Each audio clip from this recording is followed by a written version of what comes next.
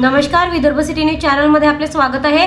शासकीय कर्तव्य बजावत असलेल्या महसूल कर्मचाऱ्यांवर हल्ला करणाऱ्या विरोधात अमरावती ग्रामीण पोलीस दलाने कडक कारवाई करत 4 आरोपींना अटक केली आहे। कुरा पोलीस स्टेशनच्या हद्दीत घडलेल्या या गंभीर घटनेत महसूल विभागाच्या अधिकाऱ्यांवर प्राणघातक हल्ला करून शासकीय कामात अडथळा निर्माण करण्यात आला होता। दिनांक 5 जानेवारी रोजी कुरा हद्दीत गौण खनिज तपासणी दरम्यान वाळू वाहतूक करणारा ट्रक अडविण्यात आला। तपासणीमध्ये परवान्यापेक्षा जास्त वाळू आढळून आल्याने ट्रक जप्त करून तहसील कार्यालयात नेण्याची कारवाई सुरू असताना आरोपींनी संगनमत करून महसूल सहकाऱ्यांवर मारहाण केली, शिवागाळ केली व जीवाने मारण्याची धमकी दिली।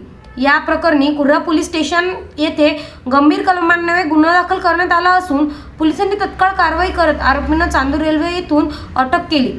गुन्ह्यात वापरलेला ट्रक व स्विफ्ट डिझायर कार असा एकूण 52 लाख रुपयाचा मुद्देमाल जप्त करण्यात आला आहे।